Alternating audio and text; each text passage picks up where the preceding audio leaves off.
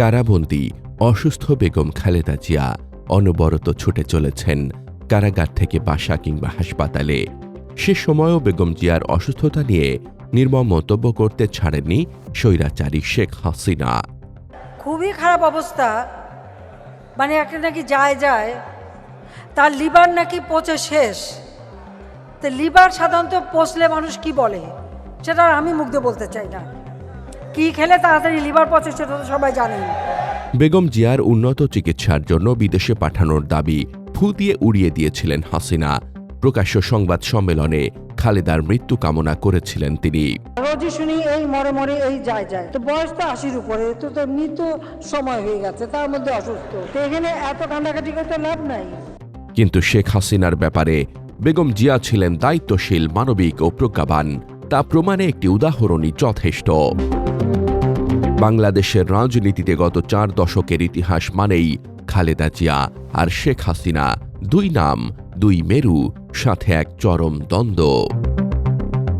রাজনৈতিক সে দ্বন্দ্বের জের ধরে 2007 সালের বাংলাদেশ অস্থিরতা, ক্ষমতা চলে যায় সেনা সমর্থিত মঈনুদ্দিন ফখরুদ্দিন সরকারের হাতে।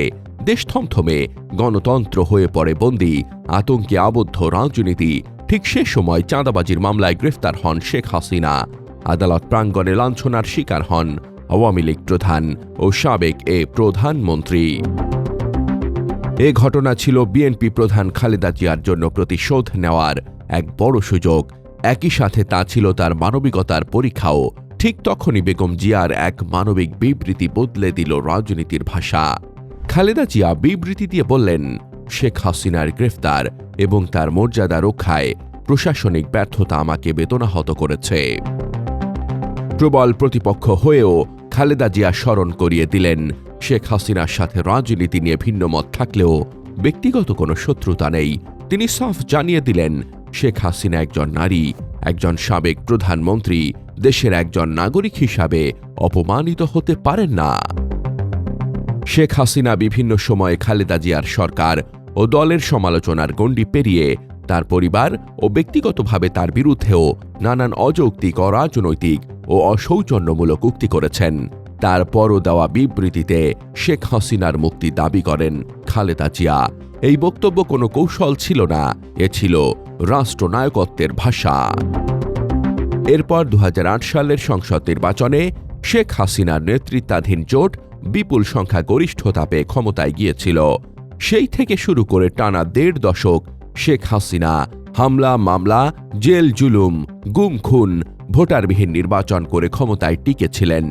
তারপর ছাত্র জনতার গণ অভ্যুত্থানে 2024 সালে পালিয়ে ভারতে আশ্রয় নেন শেখ হাসিনা। হাসপাতালে চিকিৎসাধীন বেগম জিয়া সে সময়ও রাষ্ট্রনায়কের মতো সবাইকে প্রতিশোধ না নিয়ে শান্তি শৃঙ্খলা বজায় রাখার আহ্বান জানিয়েছিলেন। ধ্বংস নয়, প্রতিশোধ নয়, প্রতিহিংসা নয়, ভালোবাসা, শান্তি ও জ্ঞান ভিত্তিক সমাজ গড়ে তুলি। সময় বদলায়, ক্ষমতা বদলায়, কিন্তু ইতিহাস মনে রাখে। ঐতিহাসিক সেই অর্থে খালেদা জিয়ার অবস্থান শেখ হাসিনার রাজনীতিকে এক বিশাল ঋণে ঋণী করে গেছে।